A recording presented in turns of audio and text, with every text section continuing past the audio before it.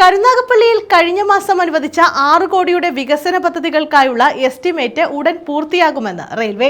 Tender നടപടികൾ പൂർത്തിയാക്കി നവംബറോടെ നിർമ്മാണ പ്രവർത്തനങ്ങൾ ആരംഭിക്കും. 2 ലിഫ്റ്റുകൾക്ക് അനുമതിയായി. കായംകുളത്ത് നടന്നുവരുന്ന അമൃത് ഭാരത് നിർമ്മാണ പ്രവർത്തനങ്ങൾ നവംബർ അവസാനത്തോടെ പൂർത്തിയാകുമെന്ന് റെയിൽവേ അധികൃതർ ഉറപ്പു നൽകി. പ്ലാറ്റ്ഫോം ഷെൽട്ടറുകളുടെ നീളം കൂട്ടാനും വിശ്രമമുറികളും കാത്തിരിപ്പ് കേന്ദ്രങ്ങളും ഉടൻ സജ്ജമാക്കാനും നിർദ്ദേശിച്ചു. എംപിയും റെയിൽവേ ഉദ്യോഗസ്ഥരും ആലപ്പുഴ പാർലമെന്റ് മണ്ഡലത്തിലെ റെയിൽവേ സ്റ്റേഷനുകളിൽ പരിശോധന നടത്തിയ ശേഷമാണ് തീരുമാനം അറിയിച്ചത്. കരുനാഗപ്പള്ളി റെയിൽവേ സ്റ്റേഷനിൽ കഴിഞ്ഞ മാസം അനുവദിച്ച 6 കോടിയുടെ വികസന പദ്ധതികൾക്കായുള്ള എസ്റ്റിമേറ്റ് ഉടൻ പൂർത്തിയാക്കും. ടെൻഡർ നടപടികൾ പൂർത്തിയാക്കി നവംബറോടെ നിർമ്മാണ പ്രവർത്തനങ്ങൾ ആരംഭിക്കാൻ ഉന്നതതല യോഗത്തിൽ ധാരണയായി. 2 ലിഫ്റ്റുകൾക്ക് അനുമതിയുണ്ട്. പ്ലാറ്റ്ഫോം ഷെൽട്ടറുകൾ, കാത്തിരിപ്പ് മുറികൾ, അംഗപരിമിതർക്കുള്ള ശൗചാലയങ്ങൾ, പുതിയ റിസർവേഷൻ കൗണ്ടർ എന്നിങ്ങനെ യാത്രക്കാർക്കുള്ള സൗകര്യങ്ങൾ കരുനാഗപ്പള്ളി റെയിൽവേ സ്റ്റേഷനിൽ സജ്ജീകരിക്കും. സ്റ്റേഷന് കിഴക്കുഭാഗത്തെ നിലവിൽ ഉപയോഗിക്കാതെ കിടക്കുന്ന ഭൂമി വൃത്തിയാക്കി രണ്ടാമത്തെ പാർക്കിംഗ് ഗ്രൗണ്ടാക്കി ക്രമീകരിക്കാനും നിർദ്ദേശം നൽകി. ഇതിനാവശ്യമായ തുക ഉടൻ അനുവദിക്കും. സ്റ്റേഷൻ കെട്ടിട പുനർനിർമ്മാണം ഉൾപ്പെടെ എല്ലാ നിർമ്മാണ പ്രവർത്തനങ്ങളും വരുന്ന 6 മാസത്തിനുള്ളിൽ പൂർത്തിയാക്കണമെന്ന നിർദ്ദേശവും നൽകിയിട്ടുണ്ട്.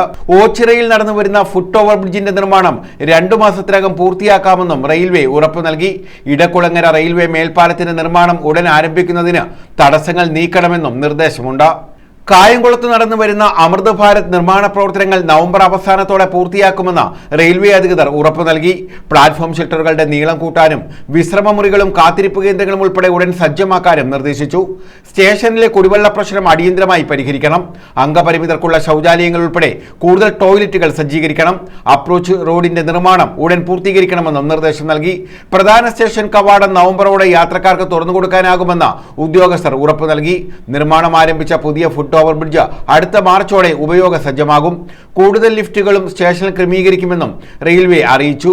മാമ്പ്രക്കന്നിയിൽ റെയിൽവേ മേൽപ്പാലത്തിന്റെ നിർമ്മാണം ആരംഭിക്കാനുള്ള തടസ്സം പരിഹരിക്കാനും ആവശ്യപ്പെട്ടിട്ടുണ്ട്. കരുനാഗപ്പള്ളി മുതൽ തുറവൂർ വരെയുള്ള ലോക്സഭാ മണ്ഡലത്തിലെ 7 പ്രധാന റെയിൽവേ സ്റ്റേഷനുകളിൽ ഉന്നതതല റെയിൽവേ ഉദ്യോഗസ്ഥ സംഘവും KC വേണുഗോപാൽ എംപിയും സന്ദർശനം നടത്തിയതിനെ തുടർന്നാണ് തീരുമാനങ്ങൾ ഉണ്ടായത്.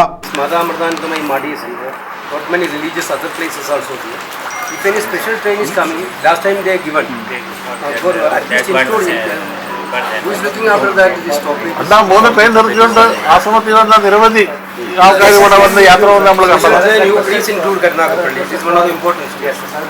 ആലപ്പുഴ വഴിയുള്ള തീരദേശ റെയിൽപാത ഇരട്ടിപ്പിക്കൽ 3 പ്രത്യേക പദ്ധതികളാക്കി വിഭജിച്ച് നടത്തിപ്പ് വേഗത്തിലാക്കാനും റെയിൽവേ ബോർഡ് തീരുമാനിച്ചിട്ടുണ്ട്. മൊത്തം പദ്ധതി ചെലവ് ഇതോടെ 3ആയി വിഭജിക്കും.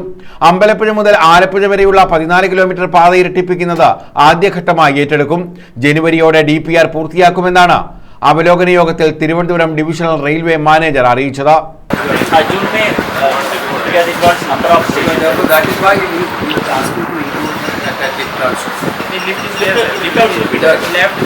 Basically, sir, lift work is separately sectored.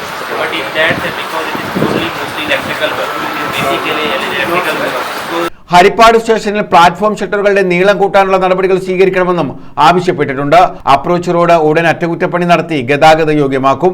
Karuvatta, കുറ്റിത്തറ, Cheruthana, Mankuzhi അടിപ്പാതകളിലെ വെള്ളക്കെട്ട് പരിഹരിക്കാൻ സ്ഥലം സന്ദർശിച്ച് നടപടിയെടുക്കാൻ റെയിൽവേ അധികൃതരെ ചുമതലപ്പെടുത്തി.